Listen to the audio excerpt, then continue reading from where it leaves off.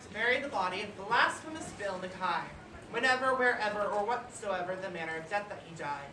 Be it by battle, murder, or sudden wealth, by pestilence, hooch, or lead, I swore on the book I would follow and look till I found my tuneless dead. For Bill was a dainty kind of cuss, and his mind was mighty soft on a dainty patch of flowers and grass in a civilized boneyard lot. And how he died or where he died, that didn't matter a damn, as long as he had that braid with frills and a tombstone epigram.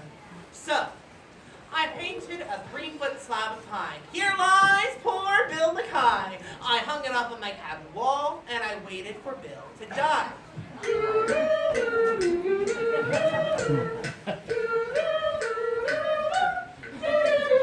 Years passed away, till last one day came alas, with a story strange, of a long, deserted line of tramps way back to Bighorn Range, and a little hut on the Great Divide, and a white man stiff and still, lying there by his lonesome self, and I figured, that must be Bill. So I thought of the contract I made with him, and I took it down from the shelf, that swell black box with the silver plate he picked out for himself.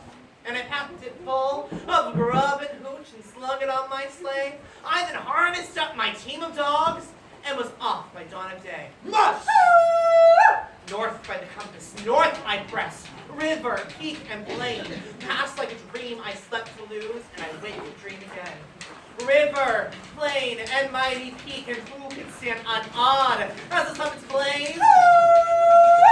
Who can stand undazed at the foot of the throne of God? North, mush! I, north through a land accursed, shunned by the scouring brutes, and all I heard were my own harsh words. Stop! Fiddlesticks! And the blight of the Malamutes. Till last I came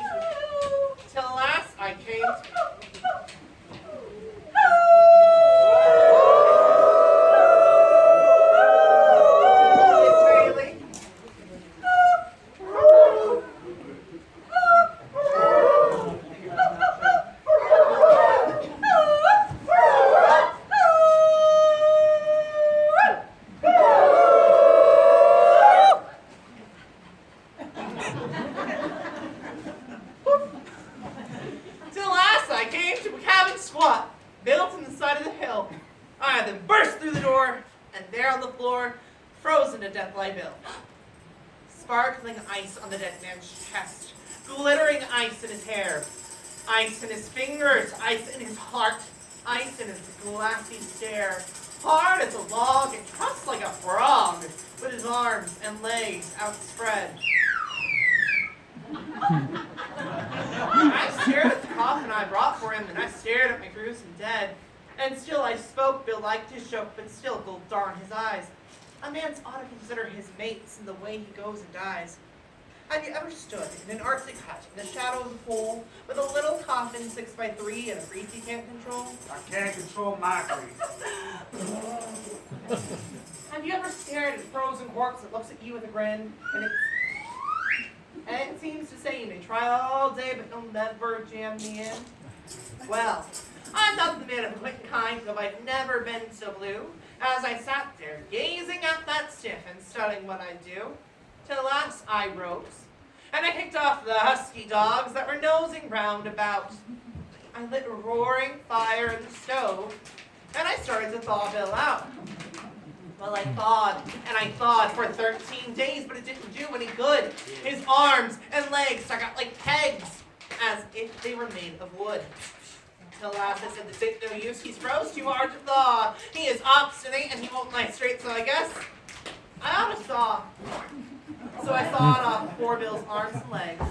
Now, wait a moment, we can talk about it first.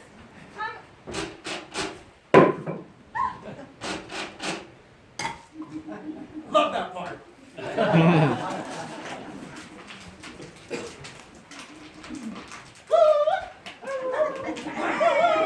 If you do that, I'll treat your next.